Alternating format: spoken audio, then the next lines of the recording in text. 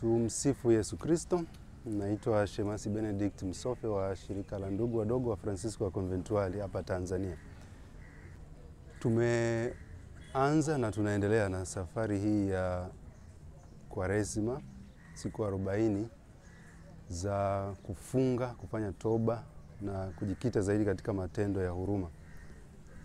Tulianza kwa Jumatano ya Majivu. Somo la kwanza la kitabu cha Nabii Yoeli likitukumbusha yale maneno ya muhimu sana ya Mwenyezi Mungu mwenyewe ambayo yanatuambia kwamba tutubu. Anasema, lakini hata sasa asema Bwana, nirudieni mimi. Tunaalikwa kurudi. Ndio kauli mbiu ya kipindi hiki cha Kwaresima, kurudi kwa Mwenyezi Mungu.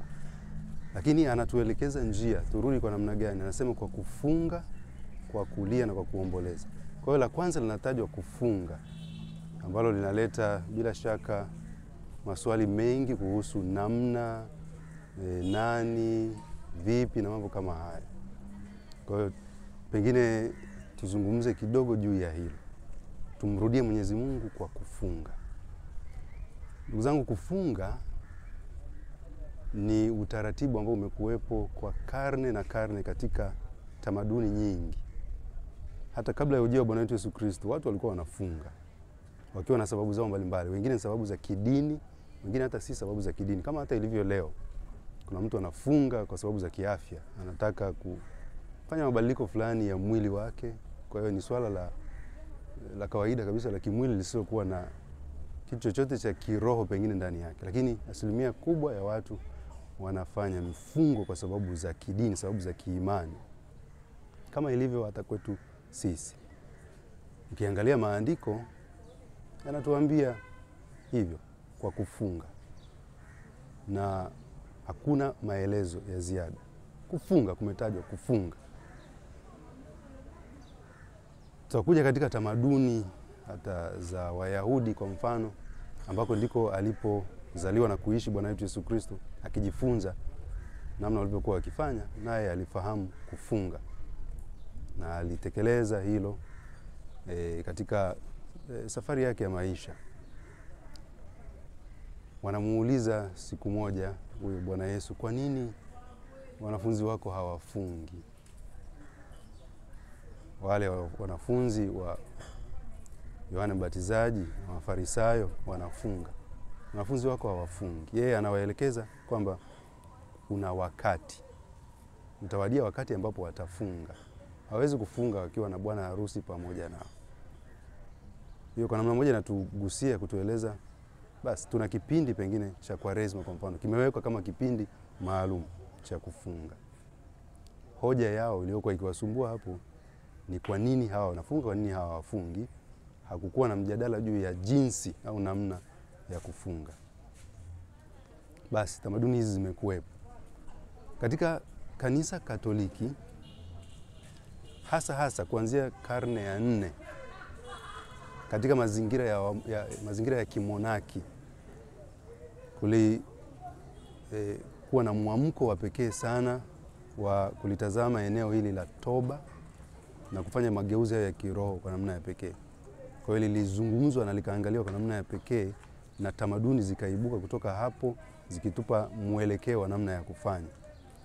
Na imekuwa hivi kwamba tangu karne hiyo ya 4 mpaka sasa katika mazingira ya kanisa Katoliki, mfungo unahusisha chakula. Sio tu kwamba ni matendo au mambo mengine, mawazo na nini, unahusisha chakula. Lakini chakula katika utaratibu maalum. Kwanza, hauwahusu watoto wadogo, wamama wajawazito, wazee, wagonjwa, watu wote hao walio katika hali hizo za udhaifu hawalazimishwi kufunga. Wale wengine wanaopaswa kufunga, basi wanafunga kwa utaratibu, kwa sababu ambazo nitazieleza pia. Tangu hiyo karne ya 4, mfungo unamaanisha nini? Katika siku yake nzima mtu atakula mlo mmoja mzima, kamili kabisa, kama ambavyo angeula wakati ambapo hayupo katika mfungo. Alafu hapo tukimzungumzia mtu anayekula kwa siku milo mitatu katika utaratibu wake wa kawaida. Kwa hiyo mlo mmoja ule mzima kabisa, na kisha milo miwili iliyobaki atakula kidogo sana, kiasi kwamba ile miwili ukiijumlisha haupati hata nusu ya ule mlo mzima. Kwa ataona mtu inavyomfaa, ule mlo wake mzima ni asubuhi, au ule mlo wake mzima ni mchana, au ule mlo wake mzima ni jioni, na ile mingine miwili inayobaki kwa kiwango hicho kilichopunguzwa. Kwa sababu gani? Masomo tuliokuwa nayo yakituongoza tangu ile Jumatano ya Majivu na zile siku zinazoendelea, ukiyarejea utagundua wakati fulani katika kitabu cha Nabii Isaya wanamuuliza, ni kama vile wanamuuliza Mungu, mbona tumefunga huoni, tumejitaabisha wala usikii? Mungu anasema, kwani mfungo mnaofunga ndio mfungo niliosema mimi, huo ambao unahusisha magomvi? Mnafunga ili muingie katika ugomvi, mnafunga muingie katika mijadala na katika vurugu na fujo, mnafunga ili muwe mzigo na kuwaelemea watu wengine. Kumbe mfungo unapaswa utuondoe katika haya. Unafunga alafu unachofanya ni nini? Ni kulala nyumbani. Mtu asinisumbue mimi nimefunga. Una nguvu, huwezi kuendelea na majukumu yako kuyatekeleza kama kawaida, huwezi kufanya kazi, au mwingine kuutumia huo kama kisingizio basi cha kuto kuwajibika, kutokuwa katika ile hali ya kawaida ambayo ingekuwepo naye. Kumbe mfungo hauna nia hiyo. Lakini pia mfungo hauna nia ya kuanza kusema kwamba mwili basi tutese na tunyanyase kwa sababu mwili ni muovu. Mfungo hauna lengo la kutaka kutangaza kwamba mwili ni muovu, kwa hiyo unapaswa kuteseka na kuhangaika. Mwili ni mtakatifu katika utakatifu wake, hekalu la Mungu mwenyewe. Kwa sababu hiyo una hadhi yake na heshima yake. Lakini pia masomo haya ambayo tumekuwa nayo yameendelea kutukumbusha ya kwamba kufunga, nimesema kunahusu chakula, lakini sio tu swala la chakula. Kwa sababu hiyo watu wengi wanafunga, lakini ukweli ni kwamba wameshinda njaa, sio kwamba wamefunga. Kwa sababu kufunga hakujahusishwa na matendo ya kiroho mengine, ikiwemo kusali, kulitafakari neno la Mungu, lakini pia kuwasaidia maskini na wahitaji. Kwa sababu chochote kile unachokifunga unajipunguzia. Maana unapunguza, lakini kile unachokiacha unapeleka wapi?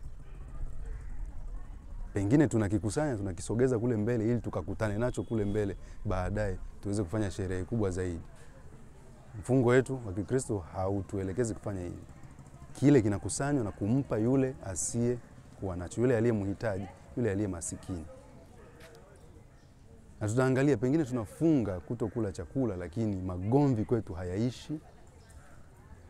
Visirani, kesi, vurugu, fujo za kila namna haziishi. Kuchukiana na kugombana, kama ambavyo pengine inafanyika sana katika kipindi hiki. Ukiangalia mitandao ya kijamii, hoja ni nyingi, nani anafunga, nani hajui kufunga, nani anafanya vizuri, nani anafanya vibaya, mijadala. Ile anasema Mungu, kwani mimi nilisema mfunge kwa staili hiyo? Huo ndio mfungo ambao mimi nimetaka mfanye. Je, sio kufungua nira, sio kuwaachia huru wale waliosetwa? Je, sio kula chakula chako na mjane na yatima na yule aliye mdhaifu na nini? Anasema kwa sababu hiyo mtaendelea kufunga, lakini sitaona wala sitasikia. Kwa sababu angalia wakati huu tu katika mfungo, lakini zaidi ni mijadala.